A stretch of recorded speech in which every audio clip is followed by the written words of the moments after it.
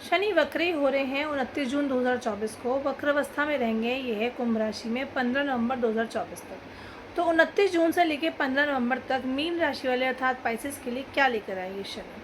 जब ग्रह वक्री होता है तो इसका मतलब होता है कि ग्रह उल्टा चलने लग गया है, परंतु ऐसा प्रतीत होता है एक्चुअली में कोई भी ग्रह उल्टा नहीं चलता है। यह एक एस्ट्रोलॉजिकल फिनोमेना है, इसलिए ऐसा लगता है। लेकिन जब ग्रह वक्री होता है तो बहुत ही तीव्रता से अपना फल देने लग जाता है, बहुत ही स्ट्रांग और पावरफुल हो जाता है। तो शनि जी जो हैं वह मीन राशि वालों के लिए गोचर कर रहे हैं उनके 12वें भाव में, स्वामी बन के आपके इनकम के घर के अर्थात 10वें, आपके 11वें भाव के और 12वें भाव के स्वामी बन के गोचर कर रहे हैं आपके 12वें भाव में। 12वां घर भाव जो होता है खर्चे घर होता है। तो इसलिए मैं आपको बता दूं, इस समय आपको अपने डिसीजंस बहुत सोच समझ के लेने, खर्चे को लेके बहुत ही कैलकुलेटिव आपको होना है। जिसकी ज़रूरत है वही खर्चा करें, अन्यथा ना करें, क्योंकि अनायास खर्चे दिखाई दे रहे हैं। हो सकता है सबका खर्चा बीमारी में या फिर हॉस्पिटल के अंदर भी जाए। मुझे पता है ये चीज़ अच्छी नहीं है, परंतु ऐसे गोचर बन रहा है। इस समय आप खर्चा अपने रूम के अंदर भी बहुत कर सकते हैं, अपने बेडरूम में, बेडरूम की भी यहाँ से जो है स्थिति देखी जाती है। और एक अजीब सी बेचैनी, मेंटल टेंशन आपको होगी। सब कुछ सही होते हुए भी कई चीज़ों में आपको मेंटल परेशानी रहेगी। उसका कारण ये भी है कि शनि जब 12वां में गोचर करते हैं तो ऐसा इंसान के साथ होता है।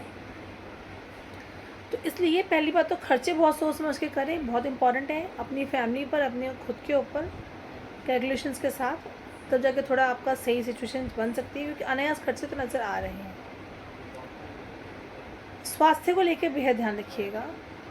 पेट संबंधित दिक्कत, हड्डियों से संबंधित दिक्कत, मांसपेशियों संबंधित दिक्कत आपको इस समय हो सकती है, क्योंकि शनि 12वें घर में बैठ कर स्थिति दृष्टि डाल रहे हैं 6ठे घर पे, जो कि रोग रिपु ऋण का घर है।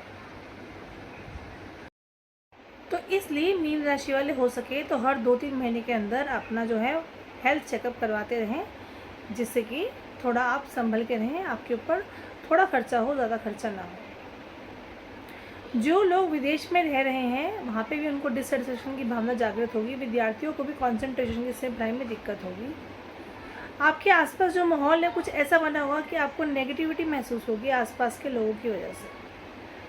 तो इस समय आपको बहुत ही सोच समझ के डिसीजन लेना है। किसी भी चीज़ में उठना बैठना सोच समझ के आपको बोलना है, सोच समझ के विचार करके चलना है आपको।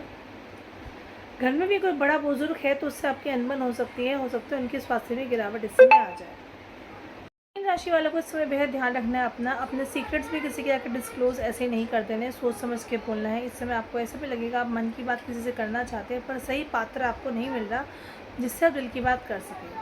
तो इस बात का भी ध्यान रखिए, खामखा का शो ऑफ ना करें, क्योंकि इस समय कोई ना कोई आपके आसपास, आपके माहौल के अंदर ही, ऑफिस में, चाहे आपके रिलेटिव्स के अंदर, आपकी छवि खराब करने में तुला हुआ है, खासकर ऑफिस के अंदर। जो लोग बिजनेसमैन भी हैं सोच समझ के इन्वेस्ट कीजिए, क्योंकि खर्चा आपका खामखा अनायास दिखाई दे रहा है। तो सोच समझ के कीजिए, जितना एक्सपेक्ट करेंगे उतना हो सकता है आपको इस समय गेंस बेनिफिट्स ना हो। आप लोगों के लिए अच्छा होगा मीन राशि वालों के लिए यदि ओम नमः शिवाय का डेली आप 100 बार पाठ कर लेते हैं और शिव जी पर डेली जल चढ़ाइए। इससे आपको बेहद शांति मिलेगी मन को, और आपके कार्यों में भी थोड़ी दिक्कतें कम आएंगी। कंसंट्रेशन की बहुत आवश्यकता है, कंसंट्रेशन भंग होगा। आपको मेडिटेशन कीजिए, शो ऑफ बिल्कुल मत कीजिए, एकदम शांति से, हम्बल तरीके से समय को सही से निकालिएगा, तो इस समय भी थोड़ा सही से निकल सकता है कैलकुलेशंस के साथ।